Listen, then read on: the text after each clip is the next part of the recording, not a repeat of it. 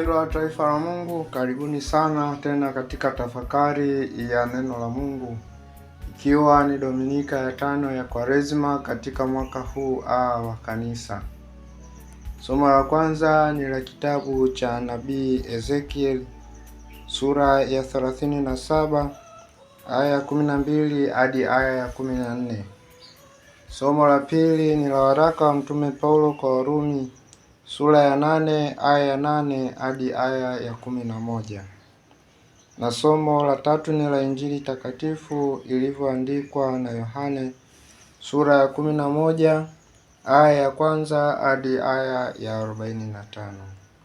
Tusikilize Injili takatifu. Mtu mmoja alikuwa hawezi, Lazaro wa Betania, mwenyeji wa mji wa Mariamu na Martha dada yake.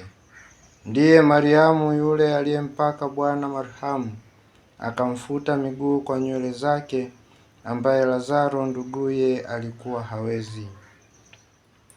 Basi wale maumbu wakatuma ujumbe kwake wakisema, Bwana, yeye umpendaye hawezi. Naye Yesu aliposikia alisema, ugonjwa huu si wa mauti, bali ni kwa ajili ya utukufu wa Mungu, ili mwana wa Mungu atukuzwe kwa huo. Naye Yesu alimpenda Martha na umbu lake na Lazaro. Basi aliposikia kwamba hawezi, alikaa bado siku 2 pale pale alipokuwapo. Kisha baada ya hayo akawaambia wanafunzi wake, twendeni Uyahudi tena. Wale wanafunzi wakamwambia, Rabi, juzi tu Wayahudi walikuwa wakitafuta kukupiga kwa mawe, nawe unakwenda huko tena? Yesu akajibu, Je, saa za mchana si 12? Mtu akienda mchana hajikwai, kwa sababu aiona nuru ya ulimwengu huu. Bali akienda usiku hujikwaa, kwa sababu nuru haimo ndani yake. Aliyasema hayo, kisha baada ya hayo akawaambia, rafiki yetu Lazaro amelala, lakini ninakwenda nipate kumwamsha. Basi wale wanafunzi wakamwambia, Bwana, ikiwa amelala atapona. Lakini Yesu alikuwa amenena habari ya mauti yake, nao walidhania ya kuwa ananena habari ya kulala usingizi. Basi hapo Yesu akawaambia waziwazi, Lazaro amekufa.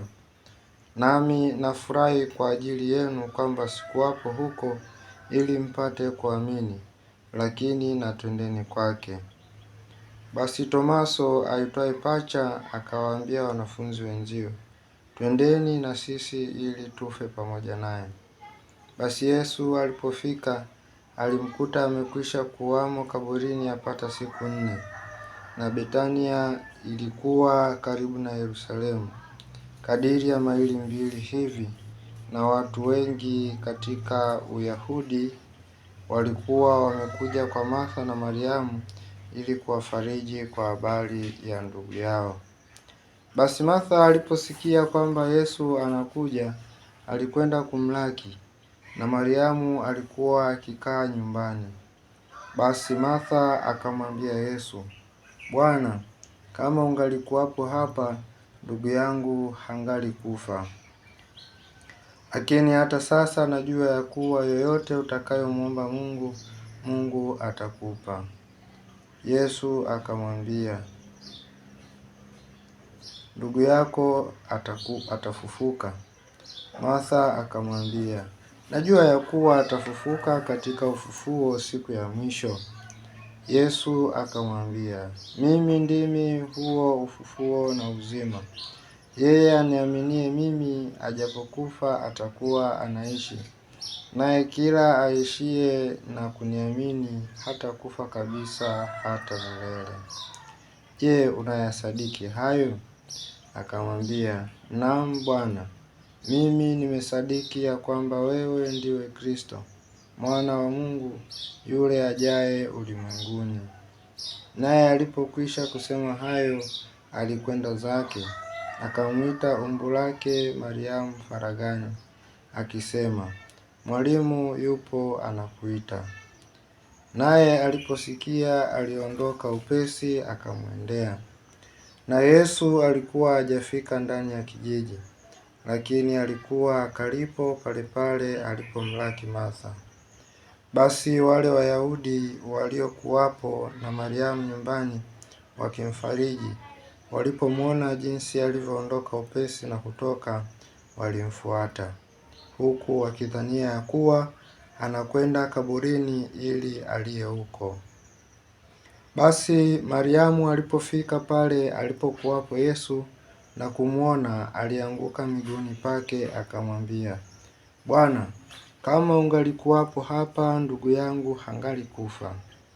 Basi Yesu alipomwona analia na wale Wayahudi waliofuatana naye wanalia, aliugua rohoni, akafadhaika roho yake, akasema, mmemweka wapi? Wakamwambia, Bwana, njoo utazame. Yesu akalia machozi. Basi Wayahudi wakasema, angalieni jinsi alivyompenda. Bali wengine wao wakasema, je, huyu aliyemfumbua macho yule kipofu hakuweza kumfanya na huyo asife? Basi Yesu ali akiugua tena nafsini mwake, akafika kwenye kaburi, nalo lilikuwa ni pango na jiwe limewekwa juu yake. Yesu akasema, liondoeni jiwe. Martha, dada yake yule aliyefariki, akamwambia, Bwana, ananuka sana, maana amekuwa maiti siku 4. Yesu akamwambia, mimi sikukwambia kwamba ukiamini utauona utukufu wa Mungu? Basi wakaliondoa lile jiwe. Yesu akainua macho yake juu, akasema, Baba, nakushukuru kwa kuwa umenisikia. Mimi nalijua ya kuwa wewe wanisikia siku zote, lakini kwa ajili ya mkutano huu wanaohudhuria nalisema haya, ili wapate kusadiki kwamba ndiwe uliyenituma. Naye akiisha kusema hayo, akalia kwa sauti kuu, Lazaro, njoo huku nje. Akatoka nje yule aliyekufa, amefungwa sanda miguuni na mikononi, na uso wake amefungwa leso. Naye Yesu akawaambia, mfungueni mkamwache aende zake. Basi wengi katika Wayahudi waliokuja kwa Mariamu na kuyaona yale aliyoyafanya wakamwamini. Injili ya Bwana. Wapendwa wa taifa la Mungu, Dominika hii ya 5 ya Kwaresima ni Dominika ambayo ndiyo tuna utamaduni na utaratibu ule katika kanisa kwamba misalaba yote pamoja na sanamu vinafunikwa. Vile vile misalaba hii inayofunikwa mpaka siku ya Ijumaa Kuu, baada ya ile ibada ndipo inapofunuliwa, lakini sanamu mpaka inafunuliwa mpaka kipindi kile cha Vigilia ile ya Pasaka, ndipo ambapo inafunuliwa.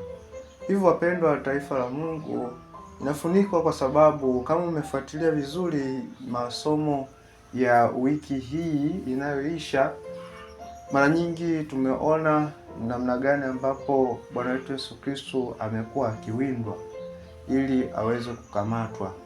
Lakini kwa sababu kadiri ya mpango wa Mwenyezi Mungu ulikuwa hujafika, wakati mtimilifu bado hujafika, ni kwamba basi hawa wanadamu, hawa Mafarisayo Wayahudi walishindwa kumkamata. Zidi wakawa wanajadiliana na kuweza kutaka kujua, je, kweli huyu ni Kristo au si Kristo? Kwa maana yake kukatokea utengano kati yao.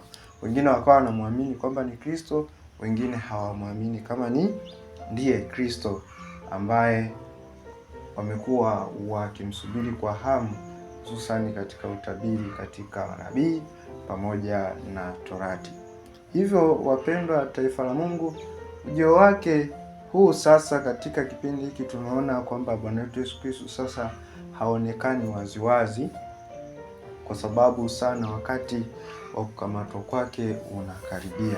Hivyo hata masomo tutakayokuwa tukiyasikia kuanzia sasa, tunaona Bwana wetu Yesu Kristo atakuwa katika hali ya kujificha mara nyingi. akiwa anajitenga peke yake, anasali na kadhalika, ili kuweza kupata nguvu zaidi kutoka kwa Mungu ipate kumsaidia katika uvumilivu na kuweza kutimiza mpango wa Mwenyezi Mungu. Hivyo wapendwa wana wa Mungu, katika Dominika hii hususan ni somo lile la Injili tulilosikia ambalo linaambatana kabisa na somo la kwanza pamoja na somo la pili, tunapata kitu cha muhimu kwamba na kuelewa maana ya ufufuko ni nini. Ndugu zangu, tunaelewa kwamba na tunafundishwa kwamba kumbe swala la ufufuko ni swala la kukombolewa. Kwa ujumla wake somo hili la Injili takatifu linazungumzia juu ya ukombozi, ambapo ndio kiini kikubwa cha kipindi cha Kwaresima, ndio kiini kikubwa cha fumbo la Pasaka, na ndio kiini kikubwa cha maisha ya Mkristo kwa ujumla wake. Ni katika hali ya kukombolewa kutoka katika maisha duni na kuingia katika maisha mapya, kuacha maisha ya kale na kuingia katika maisha mapya. Hili ni jambo ambalo kila wakati maisha ya Mkristo yanamhusu, ili aweze kupata maendeleo na mabadiliko katika maisha yake. Kwa pale ambapo unajikuta umeanguka, unahitaji tena nguvu nyingine ya kuweza kukusaidia wewe kuinuka na kuweza kuanza safari mpya. Hivyo wapendwa taifa la Mungu, katika ubinadamu wetu mara nyingi ni maisha ambayo tunayaishi, kwamba leo nimesimama, kesho nitaanguka, au juzi nilianguka, ninahitaji tena nisimame ili maisha yaendelee.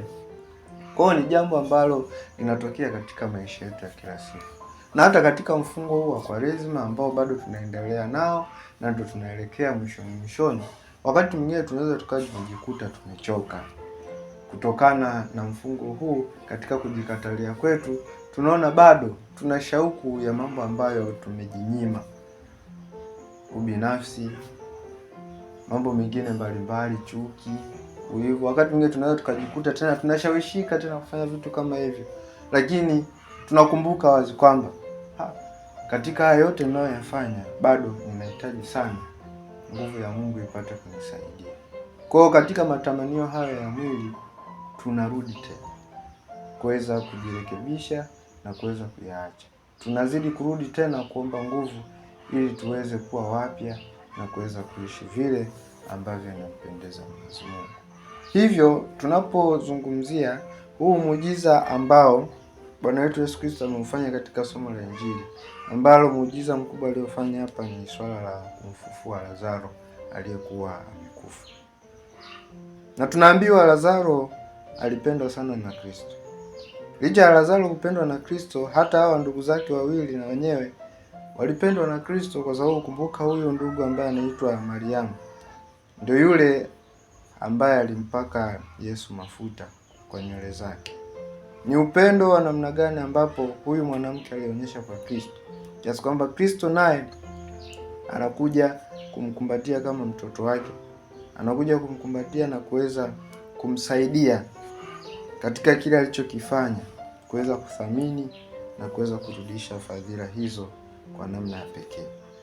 Basi ndicho ambacho tunakiona ambacho kinakuwa kimetendeka katika somo la Injili tuliyosikia, ambao ni ndefu sana. Basi wapendwa taifa la Mungu, kitu kikubwa tunakumbushwa swala hili la ufufuko wa Bwana wetu Yesu Kristo anaozungumzia, na pale ambapo anasema mimi ndimi ufufuo na uzima. Wapendwa taifa la Mungu, tunakumbushwa juu ya ubatizo wetu. Tunapokuwa tunabatizwa, wapendwa taifa la Mungu, tukumbuke kwamba tunaondolewa dhambi ya asili tuliyoirithi kutoka kwa wazazi wetu wa kwanza. Hivyo maana yake tunaondolewa katika hali yetu ya ukale na kuingizwa katika hali yetu mpya, na hii ndiyo maana halisi ya ufufuo. Tunapozungumzia swala la kukombolewa, wapendwa taifa la Mungu, maana yake ni jambo ambalo linatukuta sisi kuweza kuacha maisha ya zamani na kuingia maisha mapya. Tunapobatizwa, maana yake kuacha hali ya dhambi, kuacha maisha ya giza, kuacha maisha ambayo yanatutesa, kuacha maisha ambayo yanatufanya sisi wakati mwingine tunaweza kujikuta tunakuwa wafuasi, tunakuwa watumwa wa mwovu Shetani. Hata kama tunapata furaha za muda mrefu katika kutenda dhambi, lakini tukumbuke tu kwamba mshahara wa dhambi ni mauti. Mwisho wa siku tunakuja kupata mateso na kupata maumivu ambayo hayaishi. Kuliko tungeweza kuwa wavumilivu katika kutenda mema kwetu, ili hata pale tunapopata magumu na vishawishi, tunaposema vibaya, pale ambapo tunausimamia ukweli. Maana yake mwisho wa siku tunaweza kujikuta katika kusimamia ukweli na kuwa na wavumilivu, tunaweza kuwasaidia hata watu wengine wakatambua huko baadaye kwamba kumbe kile kitu ulichokuwa nakifanya matunda yake ndo haya ambayo tunayapata sasa hivi. Hivyo wapendwa taifa la Mungu, niwaalike nyote katika Dominika hii, hususani katika somo hili la Injili takatifu tulilolisikia. Ndugu zangu, ufufuo huu wa Lazaro maana yake unatukumbusha nasi tuweze kutoka katika hali yetu ya giza na kuingia katika hali ya mwanga. Kumbe wapendwa taifa la Mungu, huu ufufuo wa Lazaro ni kwamba ndicho ambacho hata Bwana wetu Yesu Kristo anachokiendea katika kuteseka kwake na kufa. Mwisho wa siku nakuja kusherehekea ushindi wa ufufuko wake. Ndicho ambacho nakiendea na kuweza kuona kwamba nasi tuna nafasi ya kupita njia ambayo Kristo ameipitia, na ndio uhalisia wa maisha yetu. Ndugu zangu, katika ufuasi wetu wa kumfuata Kristo, njia ya mateso inatuhusu. Njia ya msalaba inatuhusu. Kamwe hatuwezi kufanikiwa pasipo pitia njia hii ya msalaba, njia hii ya mateso.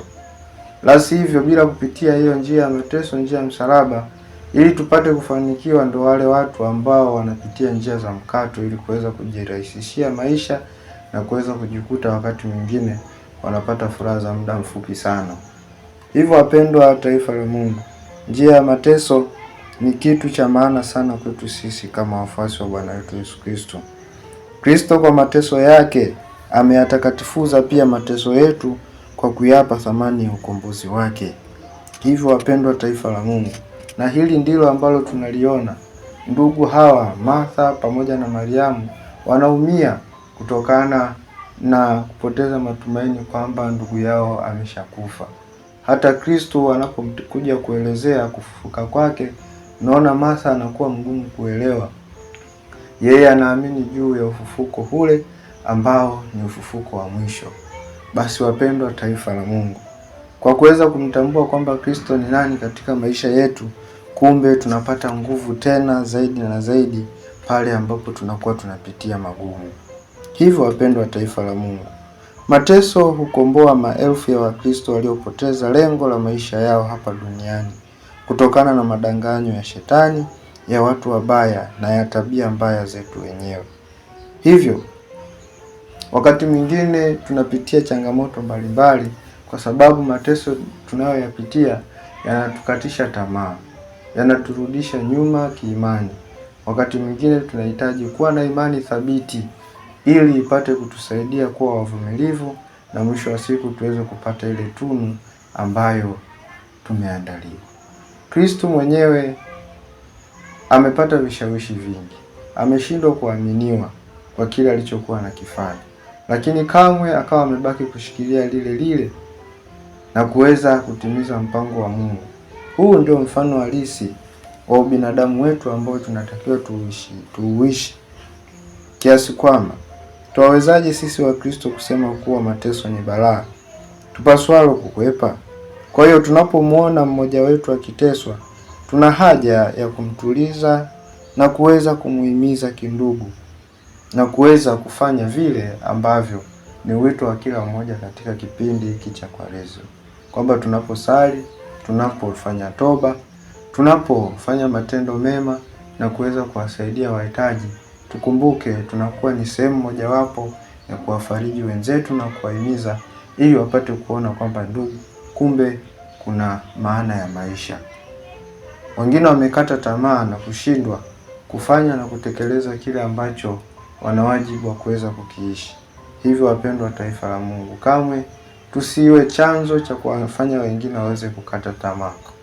Tusiwe chanzo cha kuwafanya watu wengine wajihisi kuwa wapweke. Tusiwe chanzo cha kuweza kuwafanya wengine washindwe kutimiza wajibu wao vema kwa Mungu, kwa umma na kwa kanisa. Na wakati mwingine ni kutokana na dharau tunazokuwa nazo, ni kutokana na kiburi ambacho tunakuwa nacho, ni kutokana na wivu ambao tunakuwa nao, ni kutokana na ubinafsi ambao tunakuwa nao, na mwisho wa siku tunashindwa kuwapa watu wengine nafasi ya kuweza kupata haki zao. Wanashindwa kupata upendo, kupata amani, kupata faraja. Yote hiyo ni kutokana na sisi kujipenda sana bila kuweza kuwapa nafasi watu wengine, na wenyewe waweze kutumia nafasi zao vizuri na waweze kupata haki zao zinazowasaidia waweze kustahimili katika maisha haya. Hivyo wapendwa taifa la Mungu, katika somo hili tulilosikia, furaha hii ambayo inapatikana kwa ndugu wawili, Mariamu pamoja na Martha, ndiyo furaha ambayo tunakuwa nayo nasi tunapotoka katika maisha ya giza, tunapotoka katika maisha ambayo yanaangaza na kutufanya tusione mbele, tusione maendeleo yetu ya kila siku, licha ya jitihada ambazo tunazifanya. Lakini pale ambapo tunapita njia ambayo ni tofauti na inayompendeza Mwenyezi Mungu, wakati mwingine tunashindwa kufikia malengo yetu, na mwisho wa siku kuwe na ustawi na maendeleo katika jamii inayotuzunguka. Hivyo wapendwa taifa la Mungu, tuzidi kuomba neema ya Mungu, tumwamini Kristo, tumsadiki yeye ambaye ndiye ufufuo na uzima wa maisha yetu, tumkabidhi yeye, ili kile ambacho anakitenda kutokana na upendo anaotuonyesha, kama alivyompenda Lazaro, kama alivyompenda Martha, kama alivyompenda Mariamu, hata akawatendea haya yote, na jamii nzima ya Wayahudi walioshuhudia yale wakapata kumwamini, licha ya kwamba ni miujiza mingi ambayo ametenda Kristo. Wengine bado wakawa na mioyo migumu, wasipate kulinda na kutetea kile ambacho wanapaswa kukifanya. Hivyo ni waombe ndugu zangu, tunapoelekea mwishoni, Kristo ambapo anaelekea Yerusalemu kwa ajili ya kuweza kupokelewa kwa shangwe, lakini mwisho wa siku anateseka na kusulubiwa msalabani. Tuombe neema ya Mungu ipate kutusaidia tuweze kuyapokea mafumbo ya Pasaka kwa moyo mkunjufu, ili apate kutusaidia kuishi vema na kuweza kumsifu Mungu daima siku zote. Awabariki na kuwalinda Mungu Mwenyezi, Baba na Mwana na Roho Mtakatifu. Amina.